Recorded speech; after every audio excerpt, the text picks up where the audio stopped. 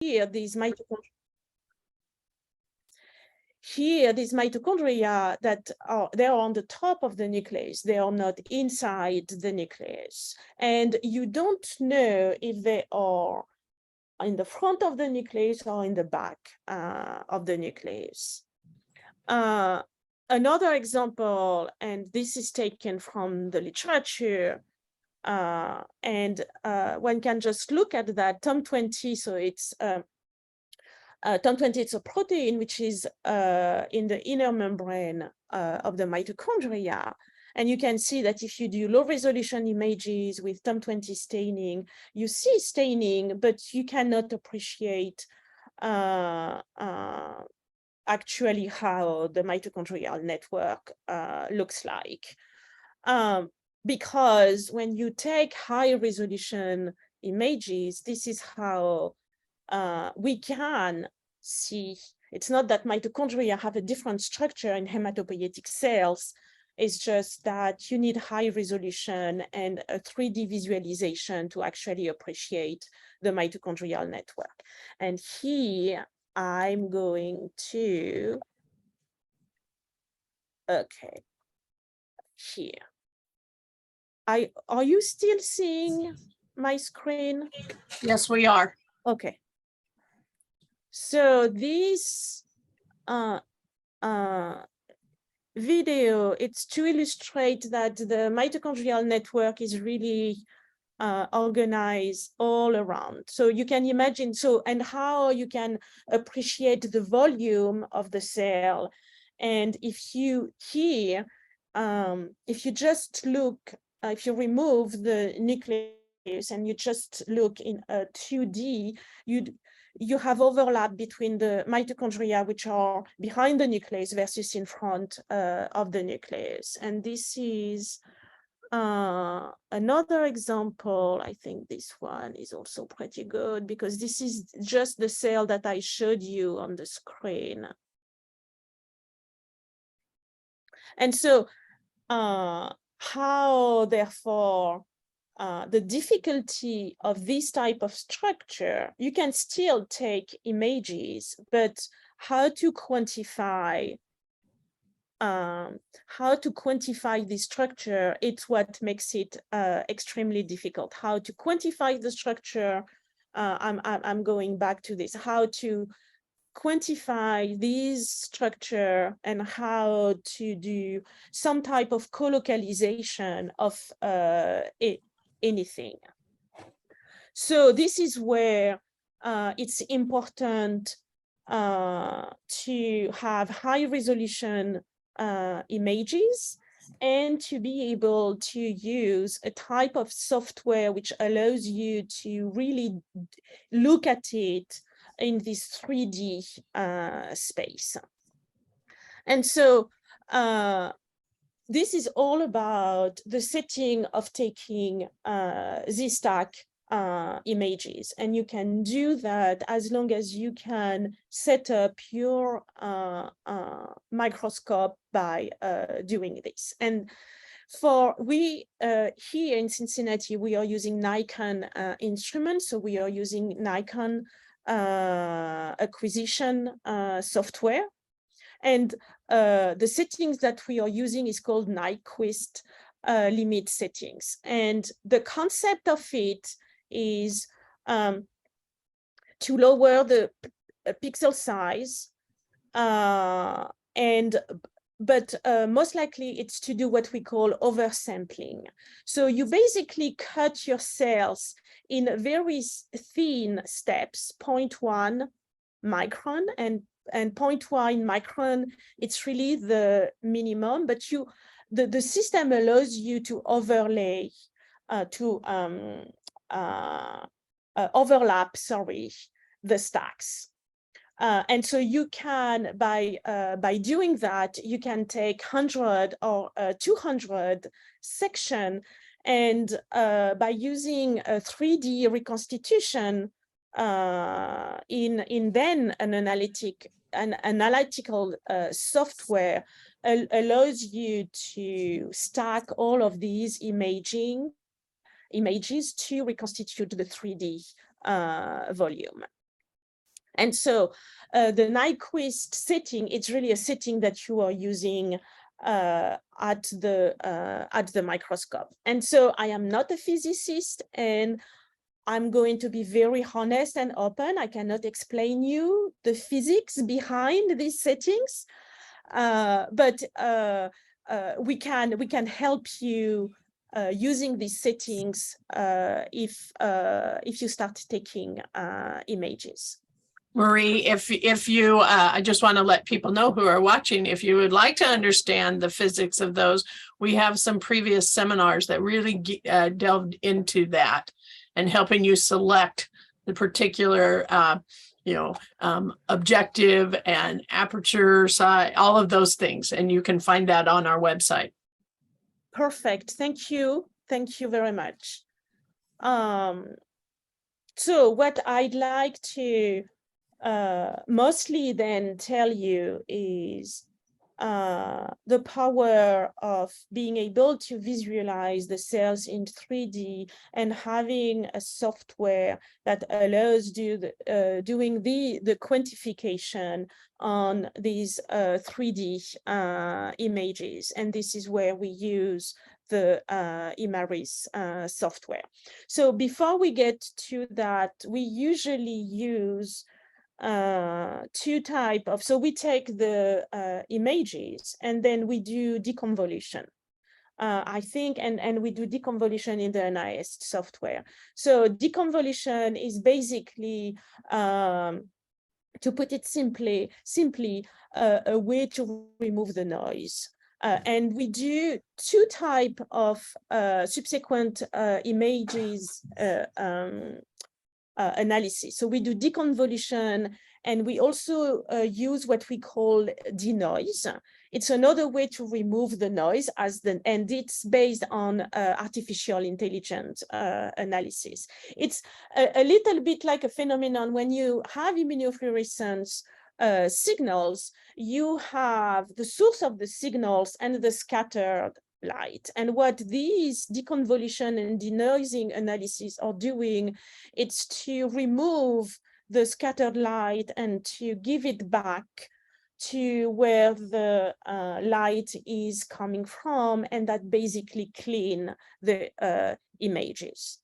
And the denoising analysis, it's actually quantitative, and that is extremely important because you want to maintain the reality of where the signal is coming from. So it's important to do deconvolution and subsequent analysis using systems that are linear and allow you to maintain the information.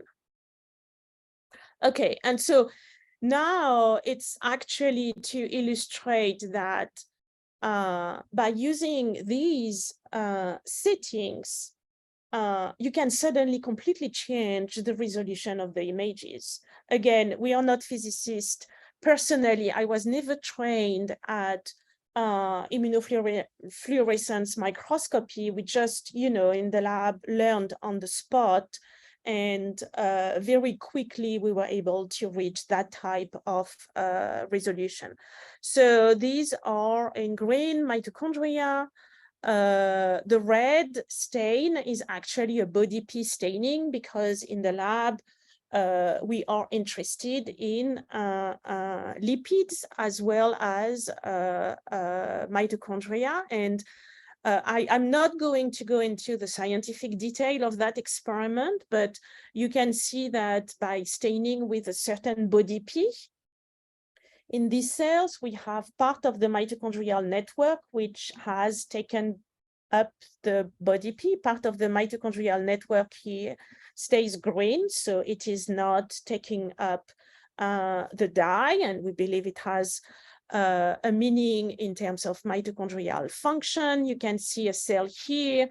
The body P is much more homogeneous, and it's really labeling all the mitochondria. And if you zoom in, you can almost see the mitochondrial cristae in these images because the dye is actually staining only the inner membrane of the mitochondria.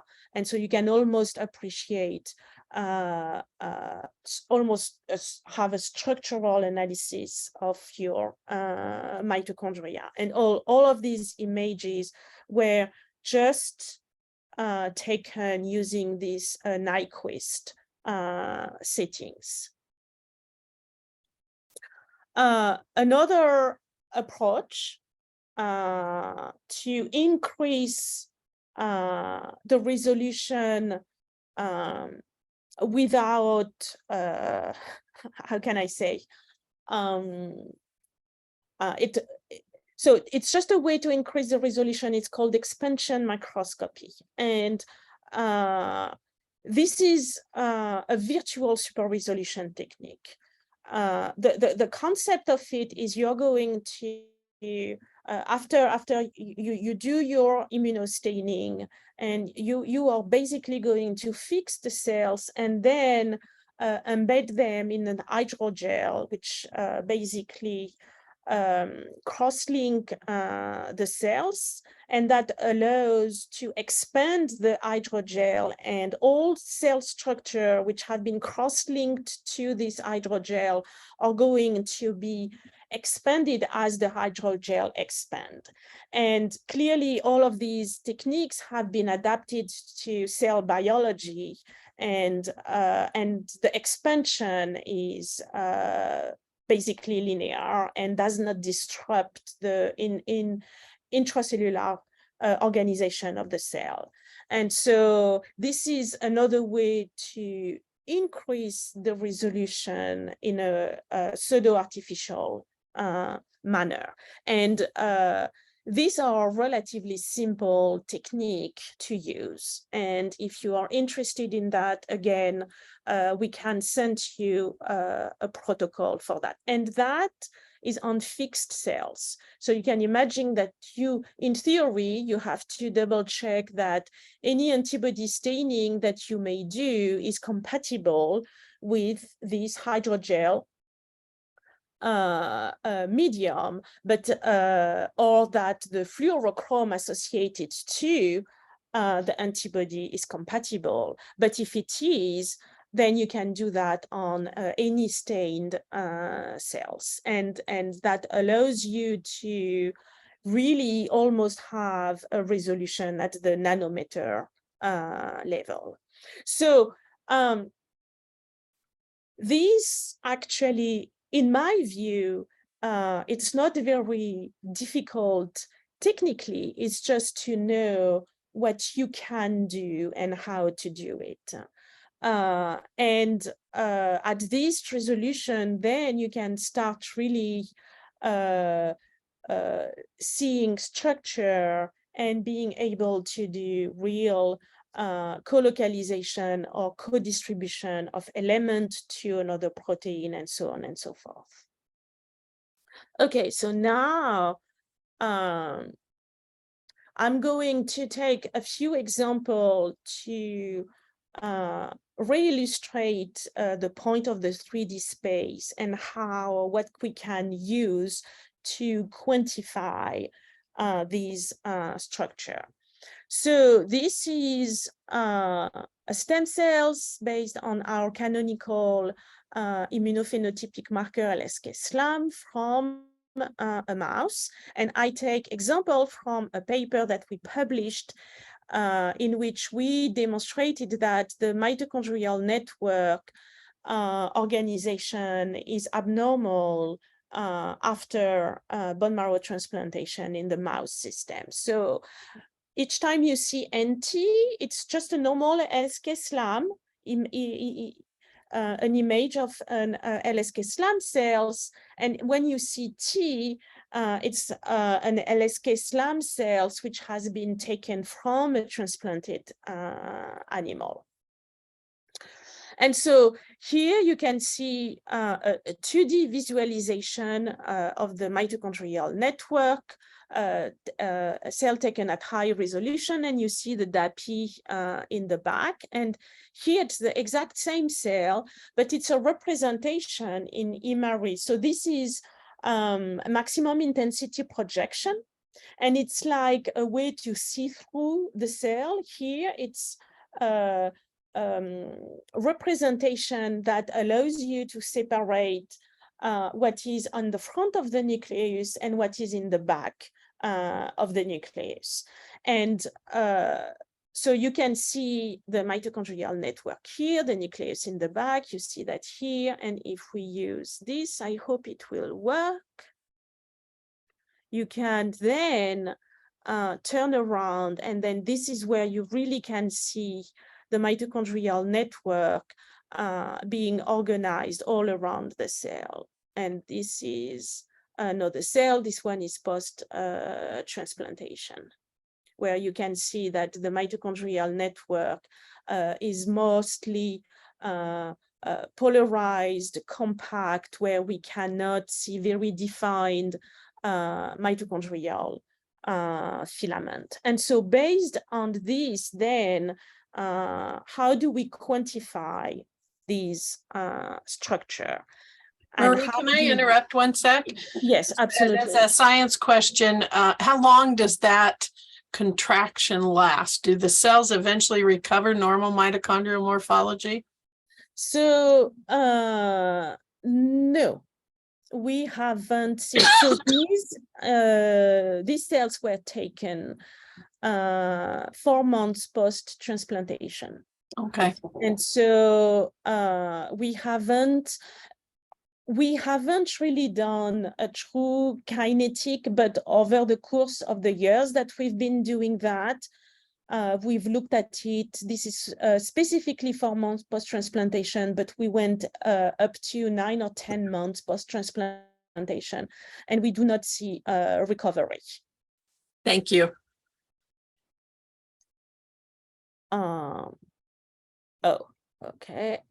Yes. So because of this 3D space, you cannot use a 2D way to do the quantification. So what we can do in Imaris, it's what we call surface building. And so the software is basically identifying the fluorescent signals and building a surface around, like you can see here, and you can overlay it with the nucleus. You can do that from this cell, so it's a little bit cut here. And then you have a way to make sure that the surface is really very accurately covering the signals that you want to. And once this is done, then the software is automatically going to make calculation based on this volume surface building. And so the type of quantification that the software can make is the total volume of these surfaces. And so that could basically be proportional to the mitochondrial content. For example, here you can see that there are surfaces. Here you can see there is a mitochondrial filament here. There is another filament here, which is separated from that filament, and so on and so forth. And so if the surface building is accurate, the surface here is going to be physically separated from that surface here.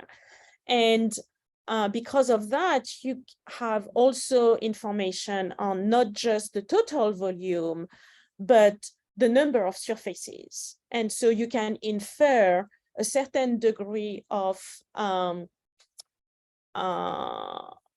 the network is organized based on number of surface. And so while it is not going to give you a precise measurement of mitochondrial filament, you can still infer from this data how the network is organized. And so, for example, here I have X number of surfaces coming out of that network.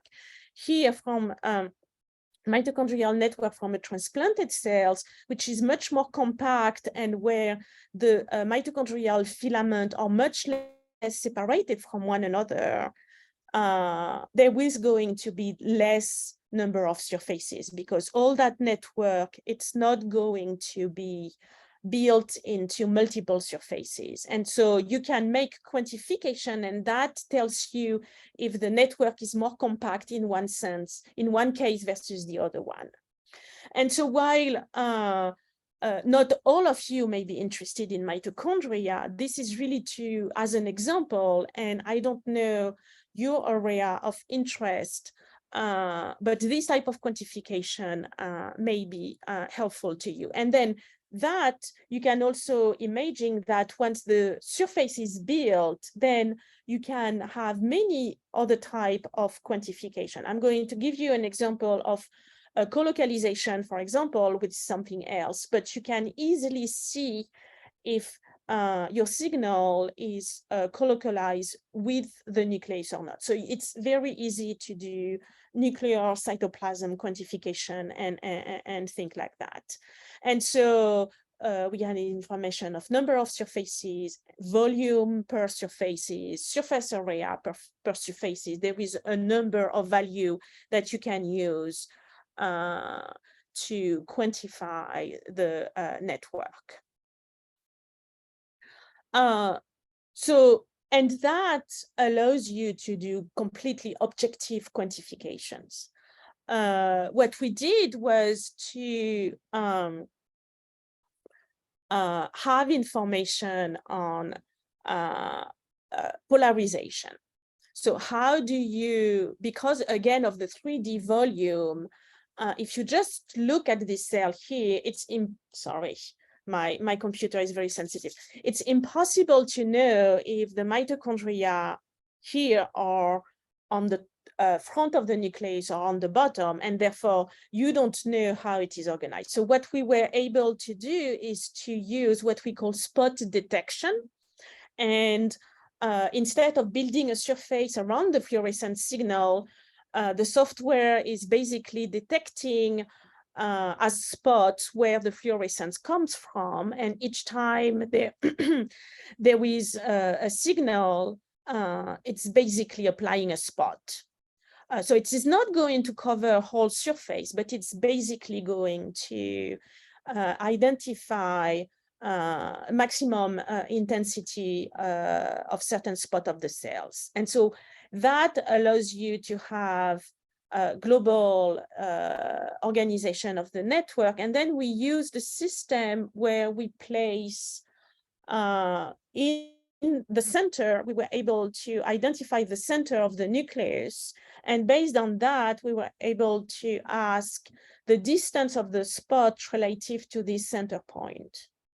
And based on these data, we were able to calculate that the spots here are all around this center spot, while in these cells, the spots are mainly on one side of the cell, so in just one quadrant relative to the center spot.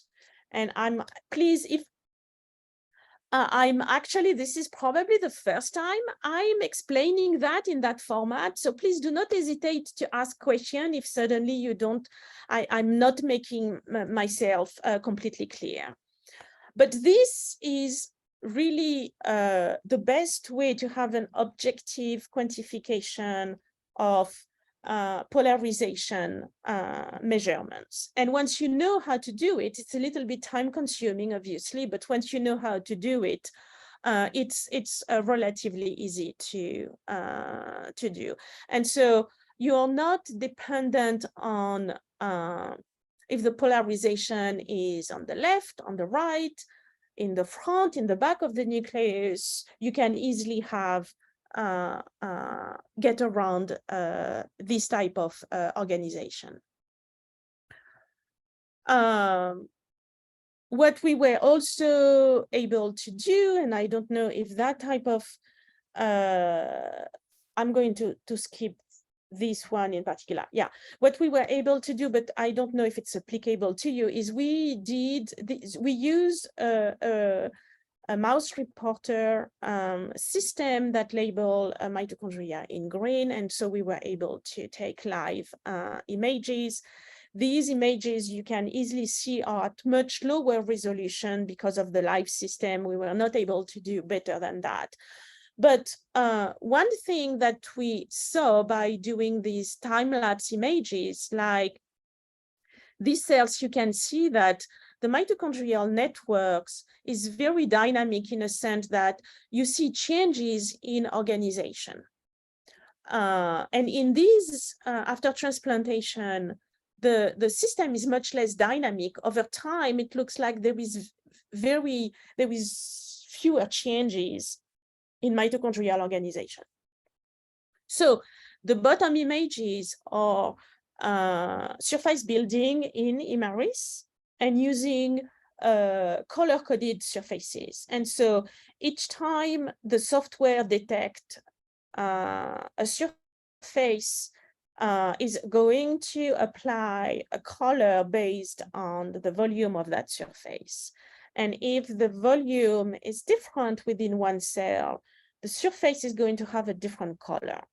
And if you do that by tracking the cells over time, and there is a change, not just in visualized organization, but color of the surface, it's inferring that the size of that surface is different, and therefore basically we infer that the organization of the network is different. So that type of resolution and that type of quantification is not, again, giving you an accurate measurement of mitochondrial length. We are not going to claim that, but it gives you still, it infer on the dynamic of the organization of the mitochondrial network. And if you can see here, if we do the same from a cell post-transplantation, there is actually very few changes in organization, color of the surfaces, which means that this is very static organization as opposed to a dynamic organization. And we basically created a way to express the result of variance in number of surface across time. By just doing surface building, you have so much information that you can start putting quantification on differences between two cell types or between two types of organization.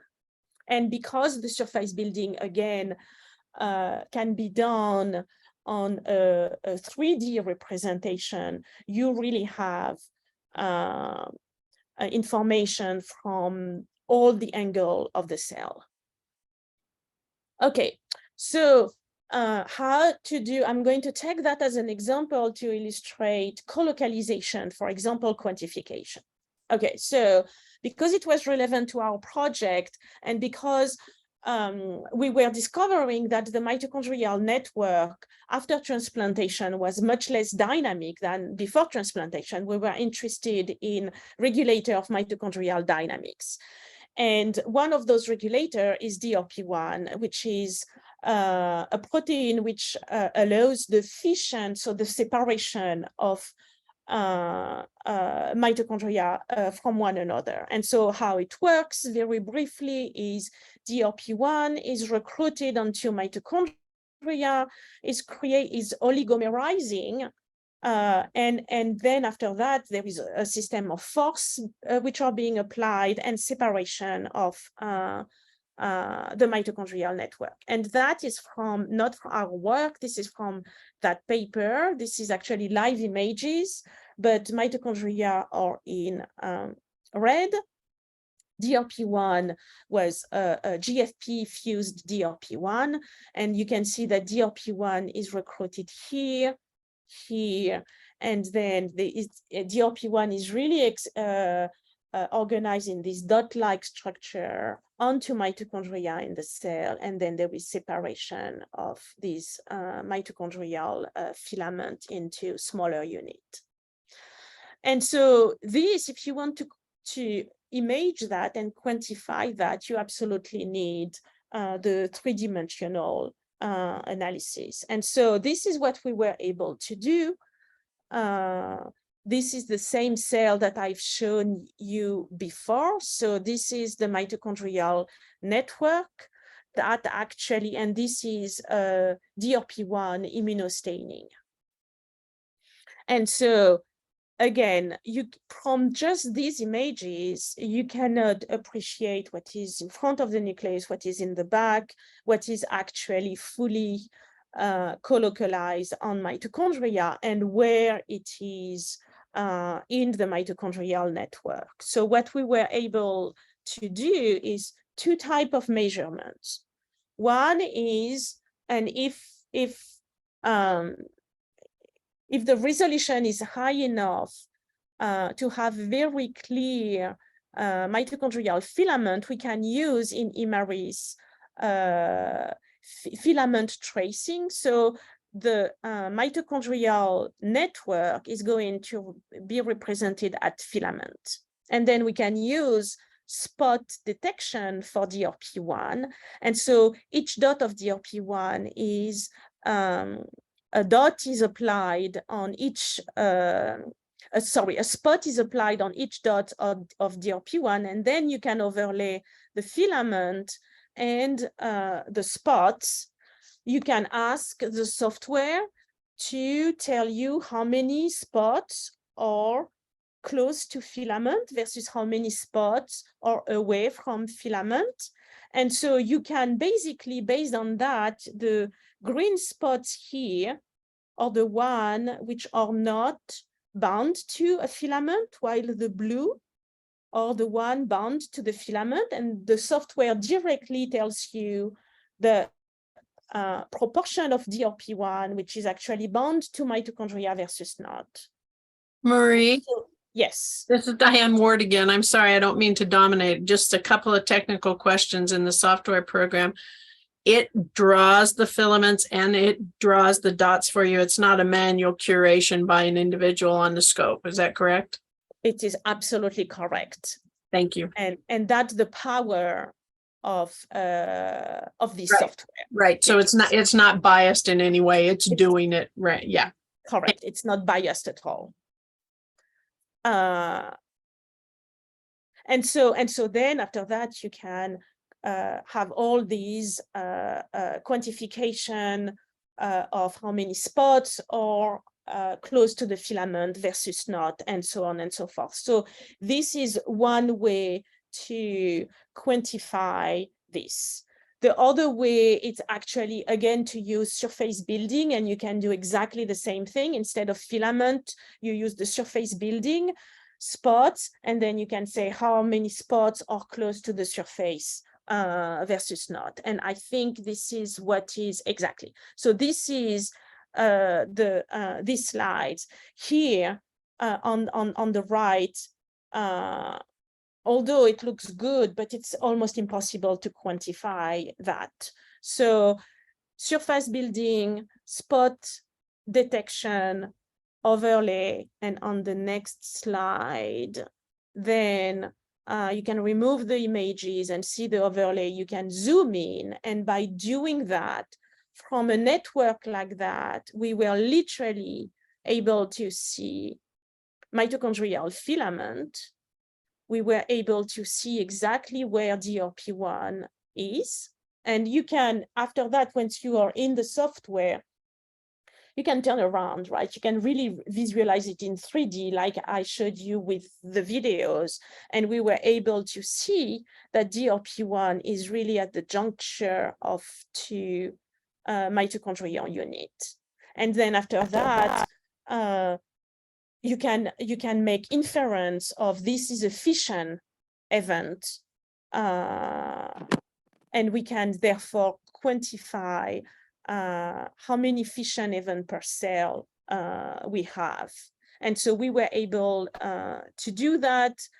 We were able to see that there are less DRP1 spots in HSC after transplantation.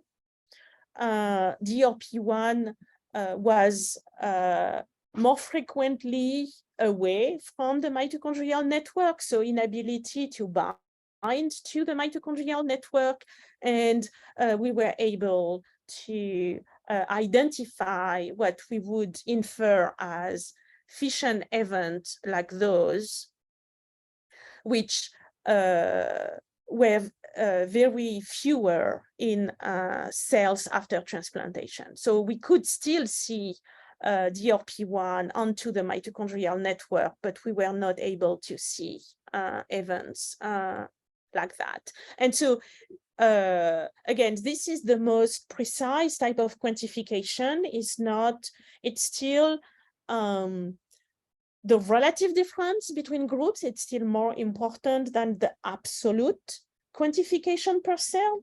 I don't think there is absolutely, 10 fission event in that cell or not. It's really whether there is more or less in one group versus another group. And then clearly useless to say that you really need to quantify a minimum of 30 to 50 cells per group, because it's highly variable on a cell per cell basis. Any questions so far? Okay. And so do not hesitate, since we are in this platform this morning, do not hesitate to tell me your protein of interest or what type of analysis you want to make.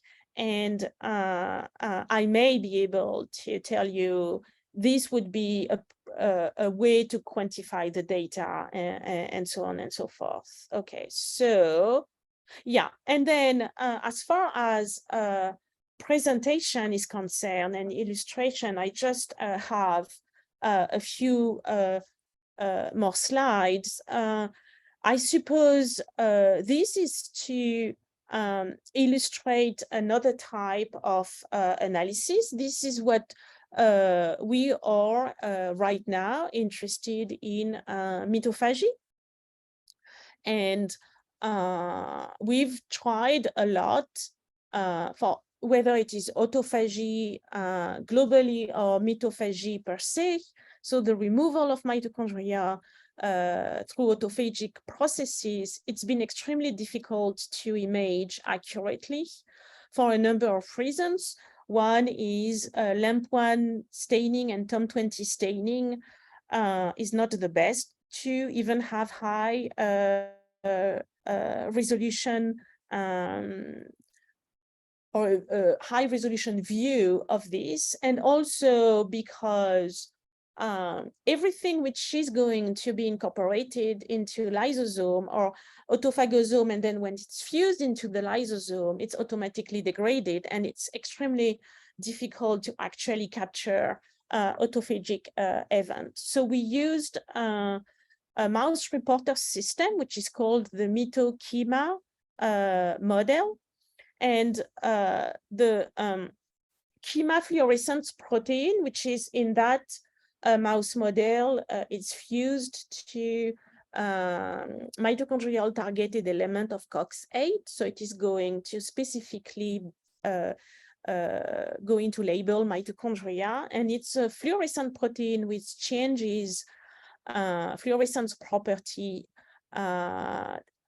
depending on the pH. So when it's in the cytoplasm, the regular network, it's relatively neutral pH. The fluorescence is emitting and have excitation and emission properties, given excitation emission properties. And when it's at lower pH, down to 4 pH, which is basically the only structure in the cell which has such a low pH, or the lysosome, the excitation property of that Kima fluorescence protein is completely different, such that you can capture the fluorescence signals using different channel.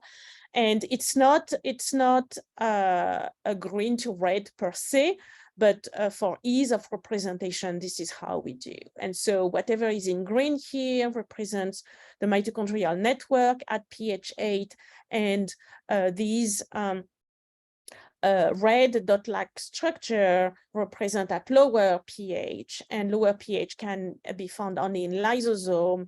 And it's not surprising to see that now it's no longer mitochondrial filament, but a dot-like structure. And so that chema protein is also resistant to degradation, and that's the reason why we can visualize it. And so you can imagine that we use exactly the same system, and we can use flow cytometry, and we can therefore isolate slums which have high level of mitophagy versus low level of mitophagy. And using surface building and spot detection, we were able to quantify that these cells has higher level of mitophagic event than these cells. And so if you forget that these are mitochondria, or depending on your research of interest, you can maybe see how you can use this type of quantification for your own research interest. And I think I have, yeah, this is just another illustration. This is a LAMP1 staining with a reporter mitochondria. These images were taken at high resolution, and we can still appreciate the lysosome and how the lysosome are connecting with the mitochondrial network. And to see this really requires high resolution. This is the chema, this system. And this is another illustration, but I've already showed you we are able to image the mitochondrial network, co-stain with body P, and start to have information almost on the structure of mitochondria. And again, using spot detection, surface building, we can apply numbers to this type of organization versus this type of organization. For example, here the mitochondria are much more swollen than in these networks, which are much thinner filament. And so based on that, you can really do a whole bunch of things. You definitely can have a very accurate nuclear cytoplasm distribution and an accurate colocalization of protein. I'm sure you can also do protein-protein colocalization in the cytoplasm. And I think that was my last slide. So I can stop sharing, and I don't know how to do that. Oh, here it is. And I am happy to answer any more questions. Thank you, Marie, for your talk. I just, this is a science question and not as much imaging. Lysosomes also have a network. Yes. And so I'm surprised that all the visualizations you're seeing in that is just round lysosomes. Do you have any thought on that?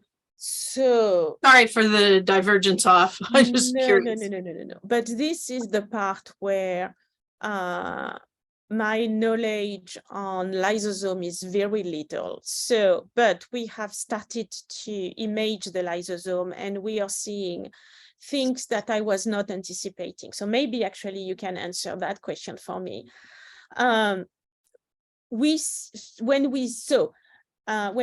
for lysosome, so the mitophagy reporter system, it's really not, I don't think it's an accurate view of the lysosome. It's an accurate view of the mitochondria in lysosome.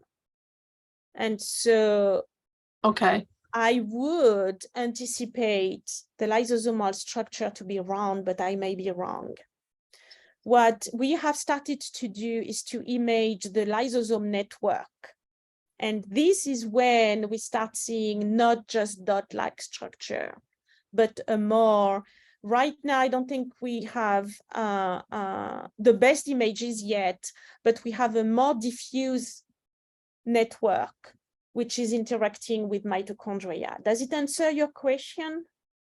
No, it does sort of. I mean, it's just I was trying to figure out if that meant anything, because I would have expected, similar to when mitochondria and ER contact each other, there's kind of these sort of long structures, and it's not two circles hooking up to each other or a tube in a circle. It's often these contacts of tubular networks that connect to each other. So I was just wondering. Yes, we do see that. I don't think I have the best image sorry, I'm looking at let me just, I don't want to digress in this well, that's a little bit part of what the goal of that.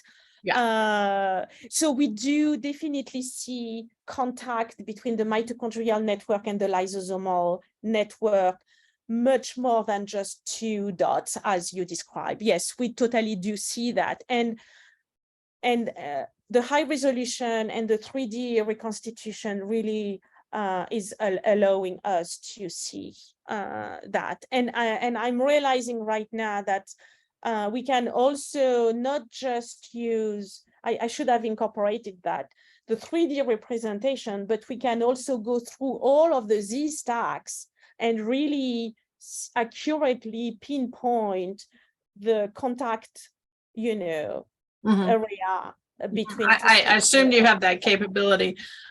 Other people have questions who are on this Zoom? Or anybody would like to make a comment? Yeah. I have a question, but well, first a comment. Thank you very much. This was I think it was a great example of how you can use Imaris for a real biological application here, and you used a lot of different features here, which highlighted very much the power of these imaging packages. I have a question though, and was wondering about your perspective of that, and that is when you do image processing for a few years, you get kind of exposed to different projects, problems, etc. And sometimes you have a problem where you think, oh, this is really difficult, and then you do it, and actually turns out, oh, the imaging software can actually do that surprisingly well. And other things where you think, well, that shouldn't be that hard. It turns out to really like be much more complex, work, or be much more complex, not be reliable, or something like that. Do you from your experience, is there particular categories you or are there indicators when you hear about a new project where you already know, oh no, this will be too tough, or this will be an easy one? How do you separate these? Oh, that's a very general question, but yeah. No, because what you just said, we totally encountered it. For example, polarization. We thought it would be the easiest measurement ever. It took us, I mean, right now it feels very simple, but it actually took us months to identify the best way to do it. And again, I'm not sure to really talk about that. There is also something that I completely forgot to mention, and that's extremely important, is the stretching of the Z stacks. And so we can limit the stretching of the fluorescence by doing this Nyquist acquisition, but it doesn't completely remove it. And so everything which in space, it's in XY, can be very, very accurate. Everything which is in Z or Y axis is much, much less accurate.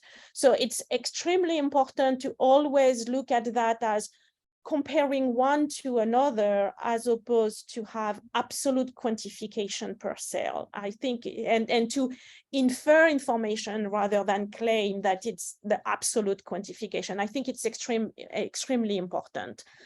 But it is also important to know about it, because we don't have the choice, because this is how hematopoietic cells are. They are in 3D, basically. Anyway, so to go back to your question, we have to do it to discover what is obvious versus not. And maybe right now, we may be a little bit more amenable to know, because we've spent so many hours to identify what is the best way to quantify this data. I cannot predict. We just have to do it, knowing the tools that we have. The only thing maybe by now that I can say is, because this is basically what usually people need, is seemingly co-localization. And the one thing that I've learned starting with that is, don't use co-localization. Yeah. Because I don't think we can claim whether it is co-localized or not. We can always infer if it's close versus far. And so what we've been using for that is to take, for example, protein A is the reference. So we build surface on protein A, and then protein B is going to be spot detection, and we can ask the software how close B is to A. And so we can infer that in one cell, B is significantly at a longer distance from A, then we can infer that there are co-distribution differences. Yeah.